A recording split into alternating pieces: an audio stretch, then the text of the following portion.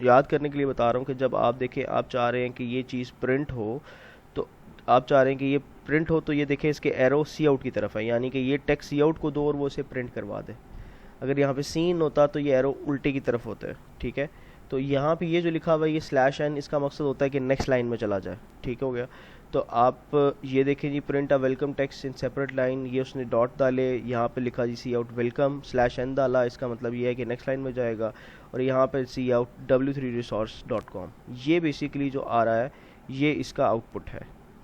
तो आप देखें कि ये चीज़ सी आउट के साथ जो भी चीज़ इन्वर्टेड कोमास में आप लिखेंगे वो एज इट इज़ प्रिंट हो जाएगी। ये भी प्रिंट हो गया, नीचे डॉटेड लाइंस भी प्रिंट हो गई, वेलकम टू हो गया। ये जो स्लैश एन है ये प्रिंट नहीं होगा क्योंकि ये स्केप सीक्वेंस है, हमने पढ़ा था स्केप सीक्वेंस, ये कुछ खास पर्पज़ के लिए यूज़ होता है। तो ये जो पर्पज़ यहाँ पे सर्व कर रहा है वो ये कर रहा है कि ये नेक्स्ट लाइन पे, यानी कि अगर ये मैं ना डालता तो ये वेलकम टू और w3resource ये दोनों एक ही लाइन के अंदर आ जाते।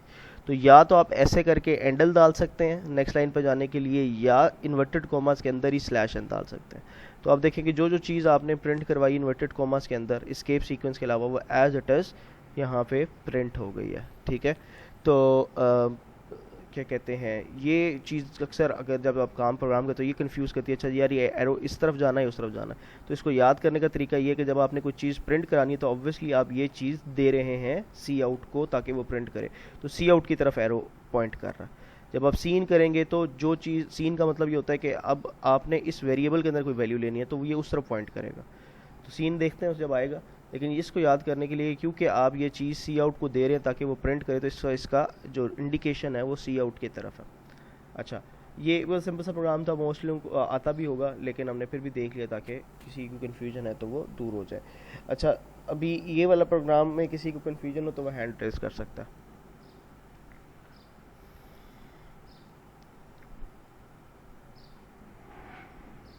इस वाले प्रोग्राम में किसी को कन्फ्यूजन हो वो हैंड रेस कर सकता है, नहीं है तो हम नेक्स्ट पे चलते हैं। अच्छा नहीं है, ठीक हो गया, मसला नहीं है, आप पूछ लो। हूँ तो आपको समझ आ गई है तो हैंड रेस कर लें।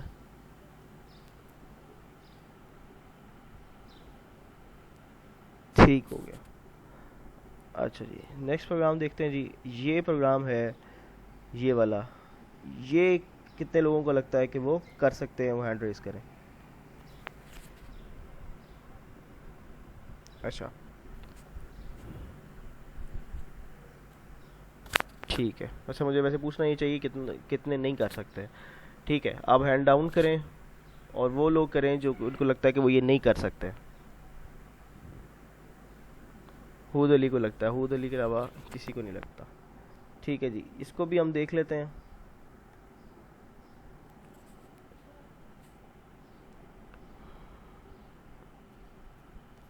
अच्छा जी, सेम हैश इंक्लूड आयो स्ट्रीम, ठीक है, using namespace STD int main. उसके बाद आपने वही चीज़ सी आउट लिखा, जो चीज़ इन्वर्टेड कॉमास में लिखेंगे सी आउट में वो एज इट इज़ शो हो जाएगी आपकी स्क्रीन पे। ये दो चीज़ें आपने इन्वर्टेड कॉमास में लिखी एज इट इज़ आ गई, ये भी लिखी एज इट इज़ आ गई।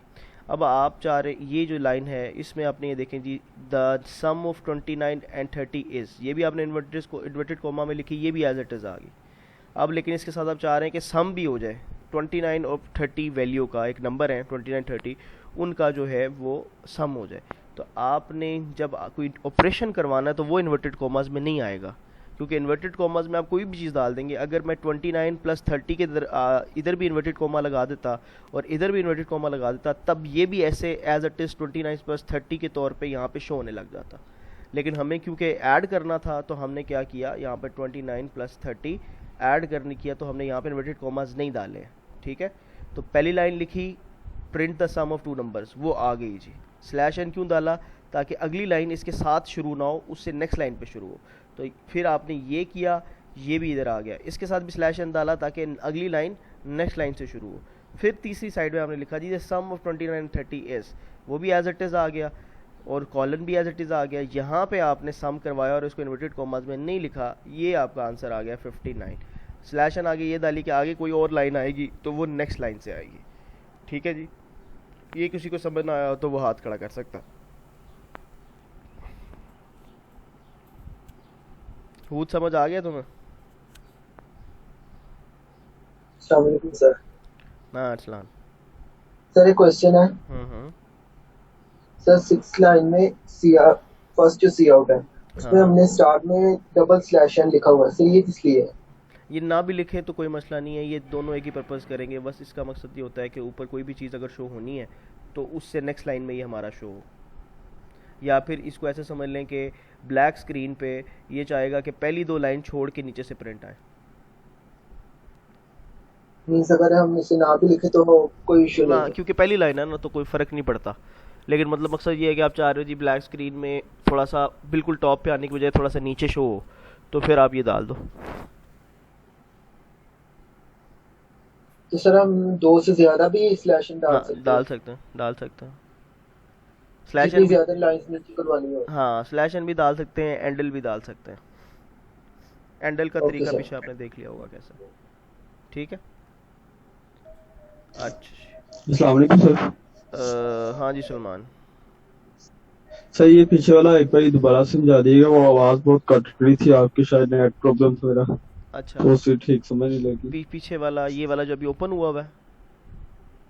जी सर, अच्छा मैं समझा देता हूँ। इससे पहले जो समझाया था आपने। वो तो सिंपल सा था। तुम अभी आए हो या पहले आए थे?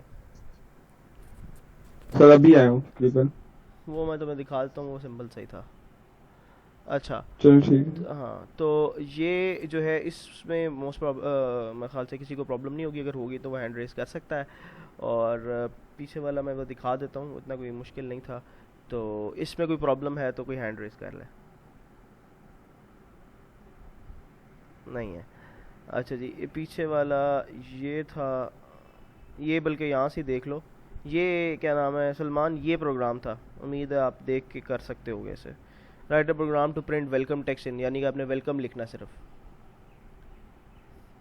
अगर सलमान ये नहीं है तो मैं इसको ओपन कर लेता हूँ, हैंड रेस कर दो अगर तो ओपन करना चाह रहे हो, नहीं तो मैं फिर नहीं करूँगा इसे ओपन। यानी ओपन करूँ?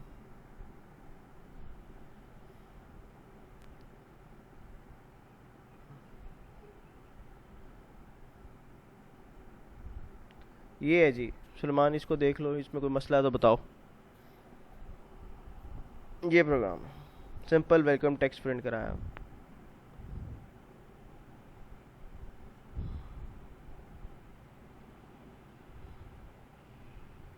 अगर तो मसला नहीं है तो हैंड डाउन कर लो।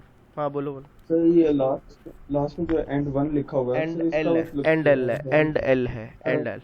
Slash okay. N, slash N और एंड एल एक ही काम करते हैं। स्लैश एन इन्वर्टेड कॉमास के अंदर आती है, और एंड एल जो है वो बेसिकली इस तरह एक ऑपरेटर डाल के आप एंड एल लिखते हैं। दोनों का काम नेक्स्ट लाइन पे लेके जाना है। ठीक है। जी सर ठीक है। ओके। कितनी मेमोरी वो जो है वो लेते हैं, तो आप ये देखें अगर आउटपुट तो आपको एग्जैक्टली exactly समझ आ जाएगा। ये देखें जी, ये चीज़ सी आउट इन्वर्टेड कॉमास में थी, एज इट इज़ आ गई। ये जो है इन्वर्टेड कॉमास में थी, एज इट इज़ आ गई। ये भी इन्वर्टेड कॉमास में थी, एज इट इज़ आ गई। ये इज़ द साइज ऑफ चार्स। ये बाइट्स भी इन्वर्टेड कॉमास में थे, एज इट इज़ आ गए। जो कैलकुलेशन हुई है वो कौन सी हुई है? ये 1 2 4 8 8 4। तो ये बेसिकली जो इन्वर्टेड, ये जो ये साइज ऑफ ये सारा जो टेक्स्ट शो हो रहा है, ये क्यों शो हो रहा है? ताकि ये प्रेजेंटेबल बने, आपको देख के समझ आ जाए कि क्या चीज़ है। तो ये बेसिकली बूल का बताया हुआ जी 1 बाइट है, लॉन्ग डबल का बताया हुआ जी 16 बाइट लेता है, डबल का बताया हुआ जी 8 बाइट लेता है, फ्लोट का बताया हुआ 4 लेता है, लॉन्ग लॉन्ग 8 है, लॉन्ग 8 है, इंट 4 है, जो है बाइट शॉर्ट 2 है, और करेक्टर 1 है।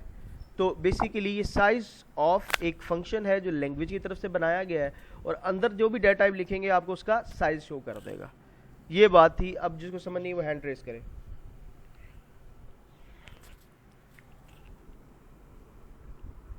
हाँ जी गालिब, पूछे।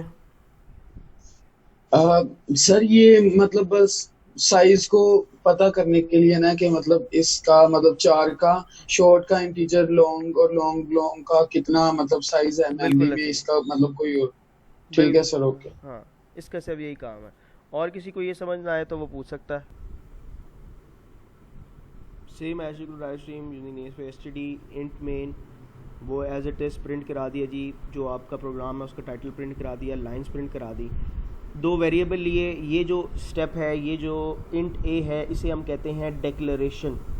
डेक्लरेशन में क्या होता है, आप वेरिएबल का डेटा टाइप लिख के उसे इंट्रोड्यूस करवाते हो, यानी कि ये जो इंट ए लिखा हुआ है ये ए वेरिएबल की डेक्लरेशन हुई है। जो बी लिखा हुआ है इसे भी डेक्लरेशन कहते हैं। अगर मैं इसके आगे लिख देता इंट ए कॉलन सेमी कॉलन, ये है डेक्लरेशन। इसके आगे नीचे लिखता जी ए इज़ इक्वल टू 0 फिर सेमी कॉलन, ये बनता था इनिशियलाइजेशन। डेक्लरेशन है जी डिक्लेयर करवाना कि ये एक वेरिएबल है जिसकी टाइप इंट होगी। इनिशियलाइजेशन है उसे पहली वैल्यू देना, तो नॉर्मली आप पहली वैल्यू 0 देते हैं। आप इस तरह भी लिख सकते हैं इंट ए सेमी कॉलन, फिर नीचे लिखें कि ए असाइनमेंट ऑपरेटर 0, ये भी लिख सकते हैं। इंट ए असाइनमेंट ऑपरेटर 0, ये भी लिख सकते हैं। दोनों चीज़ें आप लिख सकते हैं और बेसिकली एक डिक्लेरेशन को शो कर रही होगी कि इनिशियलाइजेशन को शो कर रही होगी। तो यहाँ पे उसने 3 वेरिएबल डिक्लेयर कराए, फिर दोनों वेरिएबल को वैल्यूज़ दी, एक को 29 एक को 30, और फिर दोनों को सम करके आंसर जो है उसने असाइनमेंट ऑपरेटर के थ्रू सम में स्टोर करवाया। सम में स्टोर करवाने के बाद उसने ये प्रिंट कर दिया। अब प्रिंट करने का तरीका देखें जी, सी आउट इन्वर्टेड कोमास में लिखा था सम ऑफ, फिर ऑपरेटर्स डाले आउट स्ट्रीम, फिर लिखा ए यानी कि ए की वैल्यू शो होगी, फिर आउट स्ट्रीम ऑपरेटर डाले और एंड बीच में लिखा, इन्वर्टेड कॉमर्स में लिखा, इस वजह से वो एज इट इज़ आ जाएगा। फिर बी लिखा तो बी की वैल्यू शो होगी, फिर जो ऑपरेटर डाला तो इन्वर्टेड कॉमर्स में इस और कॉलन लिखा, ये एज इट इज़ शो हो जाएगा। फिर ऑपरेटर डाला और सम लिखा तो इसकी वैल्यू शो हो जाएगी, और उससे आगे इसने /nn डाला ताकि ये नेक्स्ट लाइन में चला जाए। आउटपुट आप देखेंगे तो उम्मीद है आपको समझ आ जाएगी। तो ये देखें जी, the print the sum of 2 numbers, the sum of A की जगह वैल्यू आ गई उसकी, एंड आ गया, बी की जगह वैल्यू आ गई, इज आ गया, और सम की जगह उसकी वैल्यू आ गई, और ये /n का काम नेक्स्ट लाइन वाला है। ये किसी को समझ ना आया तो हाथ खड़ा करें।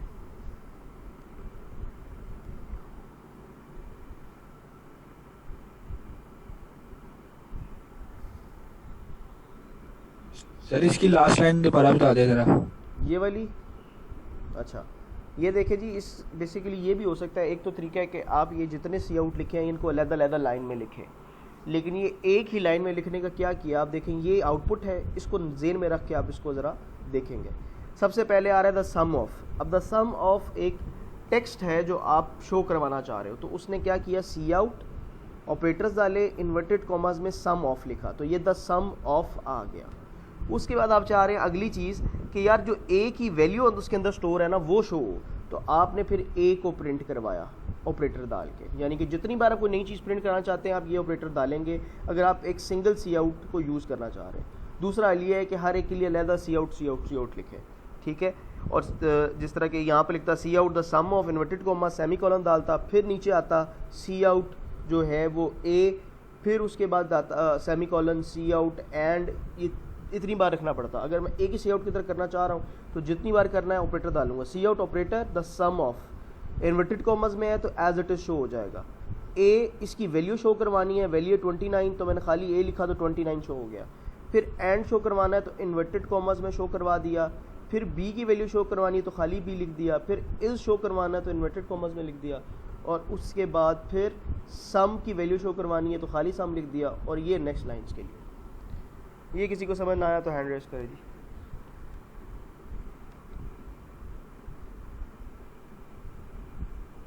अच्छा, उम्मीद है आ गया होगा समझ। अच्छा जी, अच्छा जी, ये देखें जी क्या करता है प्रोग्राम, ये आपको बताएगा कि बेसिकली किसी भी जो क्या कहते हैं डेटा टाइप है उसके अंदर मैक्सिमम वैल्यू क्या आ सकती है, मैक्सिमम वैल्यू क्या आ सकती है। तो सबसे पहले आप ये देखें कि इसमें हैश इंक्लूड आयो स्ट्रीम आया, ठीक है। हैश इंक्लूड आयो स्ट्रीम आने का मतलब ये कि सिंपल ये लिखा, इसके बाद आप अगर दोबारा कोड को नज़र मारेंगे तो बेहतर समझ आ जाएगा।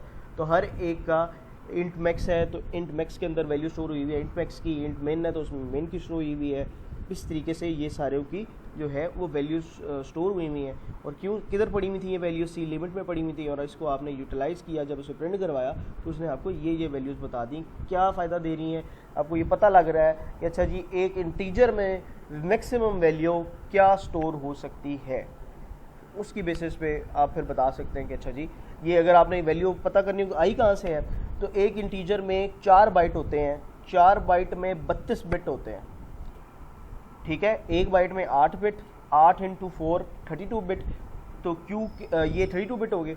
उसके बाद अगर आपने वैल्यू मैक्सिमम चेक करनी है तो 2 पावर 32 करेंगे आप, तो जो वैल्यू आएगी वो मैक्सिमम वैल्यू होगी। क्यू 2 की क्यों करेंगे बेस, क्योंकि बेसिकली आपकी 2 ही पॉसिबिलिटीज होती हैं 0 1 की, अगर 3 पॉसिबिलिटी थी तो 3 की पावर लेता है। तो 4 बाइट में बनती है 32 बिट, 32 बिट 2 पावर 32, उसके मतलब ये है कि इसमें 32 डिफरेंट कॉम्बिनेशन बन सकते हैं 0 1s के, ठीक है। तो ये वैल्यूज़ वहाँ से आई हैं, ये वैसे एक्स्ट्रा इन्फॉर्मेशन दे रहा हूँ, ठीक है जी। उम्मीद है इसमें कोई मसला नहीं होगा, अगर है तो आप बता सकते हैं।